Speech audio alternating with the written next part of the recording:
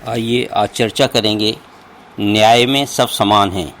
एक अनुपम उदाहरण, एक अद्वितीय उदाहरण, और जो इतिहास में बहुत कम देखने को मिलता है। एक रानी थी अहिल्याबाई। अहिल्याबाई ने बहुत सारे यज्ञ किए, योग किया, बहुत सारे मंदिर वगैरह बनवाए। तो उनको यज्ञ वगैरह करने से एक पुत्र की प्राप्ति हुई।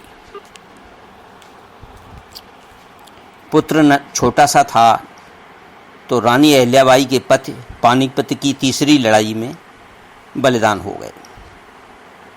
वह पति के साथ सती होना चाहती थी, परंतु सब लोगों ने कहा, आपने इतने यज्ञ इत्यादि करके एक पुत्र प्राप्त किया है, इस पुत्र की रक्षा के लिए आप शरीर को मत त्यागो।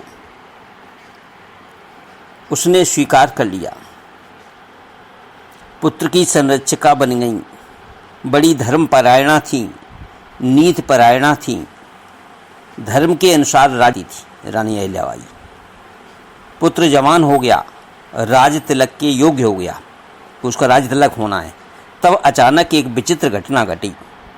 रानी के दरबार में शिकायत पहुंची, हे धर्मात्मा रानी, हे धर्मज्ञ, आपका जवान बेटा कुछ ऐसा पाप कर चुका है जिस पाप के लिए प्रजाजन में अगर कोई होता तो उस पर चरित्रहीनता का पाप लगता, यौनाचार का पाप लगता, यौन उच्छृंखलता का पाप लगता, तो उसे प्राणदंड दे दिया जाता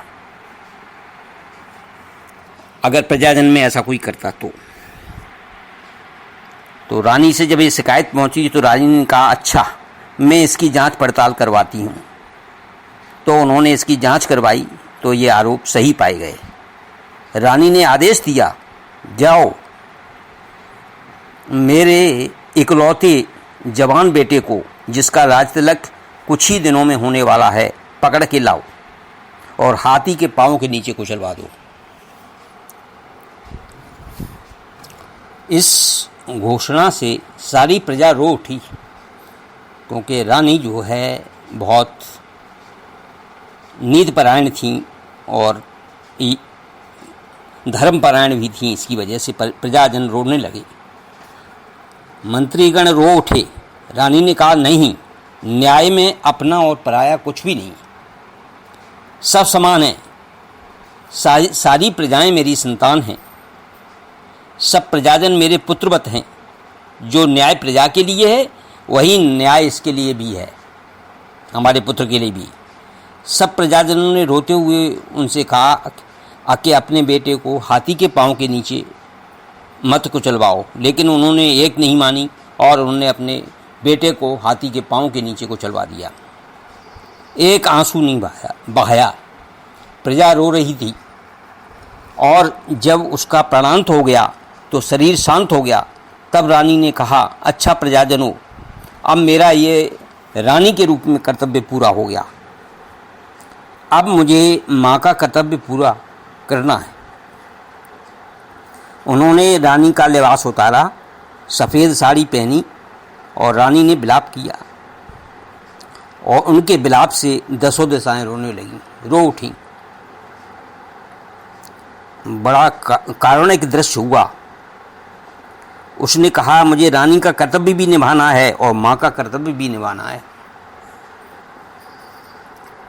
और अपने हाथों से ले जाकर उसका अग्नि और संस्कार किया बेटे का।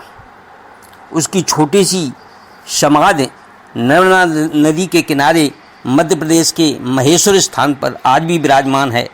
आज भी वो समाधि बनी हुई है। यह रानी थी अहिल्याबाई, जिसने गीता के सिद्धांत के अनुसार अपने और पराये में कोई अंतर नहीं किया। तो कहते हैं न्याय में सब समान है, न्याय में सब समान है। ऐसा उदाहरण इतिहास में नहीं मिलता है। ये एक अनुपम उदाहरण है जो रानी अहिल्याबाई ने प्रस्तुत किया।